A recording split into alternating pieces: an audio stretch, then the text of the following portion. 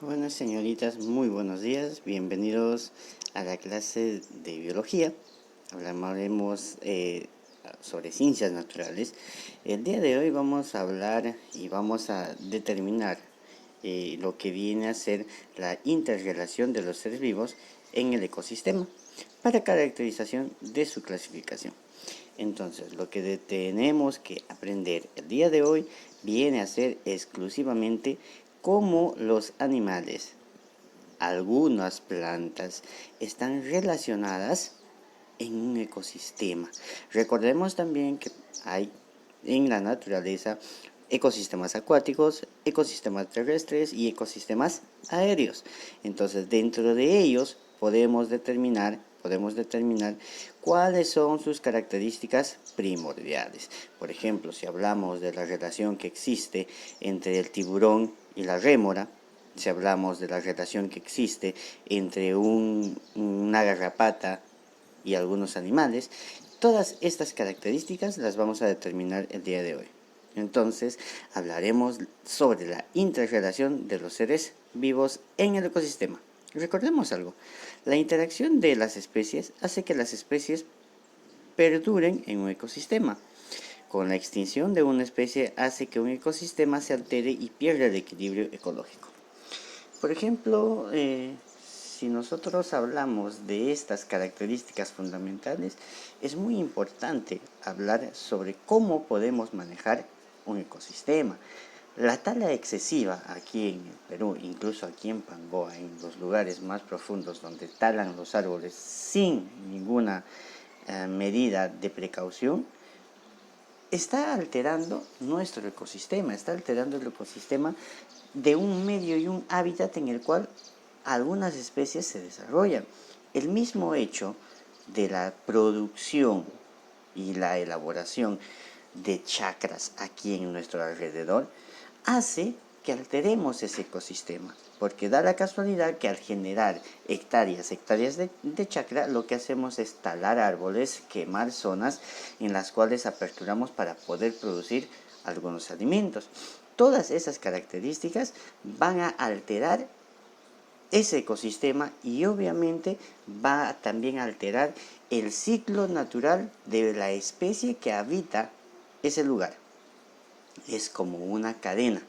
Ahora, basta la alteración de una especie, va a generar también ¿qué cosa? La alteración de otras especies, porque aquí recordemos que la cadena alimenticia está relacionada con todos los animales. Entonces todo este proceso va a cambiar. Pero conozcamos cuáles son estas interrelaciones. Por ejemplo, las interrelaciones de los seres vivos en el ecosistema se relacionan entre dos tipos. Puede ser intraespecífica o puede ser interespecífica. Cuando nosotros hablamos de una relación intraespecífica, escucha, cuando hablamos de la intraespecífica, estoy hablando de la relación existente entre individuos de una misma especie por intereses en común. O sea, una relación, podríamos hablar de la relación que existe entre humanos. Otra relación, podríamos hablar de la relación que existe entre una manada o una jauría de perros. O habríamos que hablar de la relación existente que se tiene en una bandada. Estamos hablando de las aves. Solamente entre organismos de una misma especie. A eso se relaciona, a eso se refiere con relación intraespecífica. Pero la interespecífica ¿ya? Se relaciona con especies diferentes, con otras especies.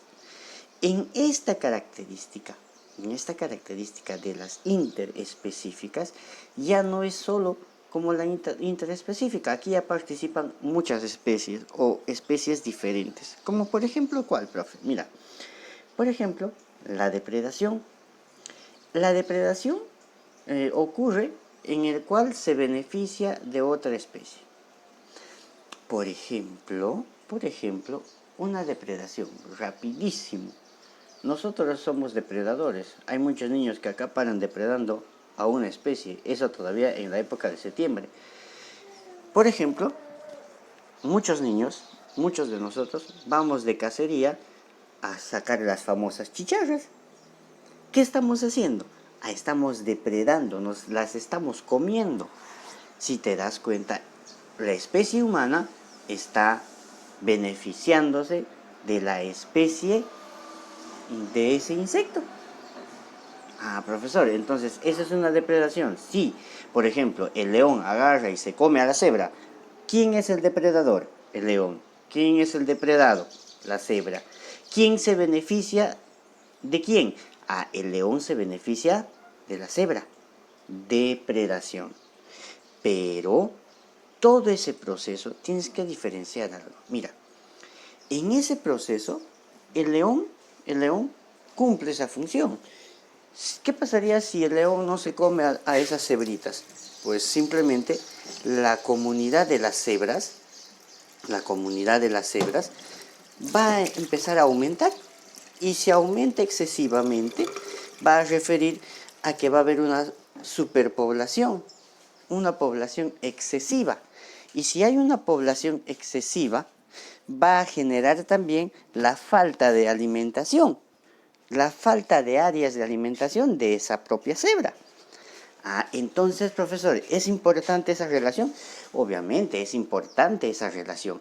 La relación de la depredación, la relación del comensalismo, parasitismo, competencia, mutualismo en un ecosistema es importante porque ellos están concatenados específicamente para la relación de mantener en equilibrio ese ecosistema.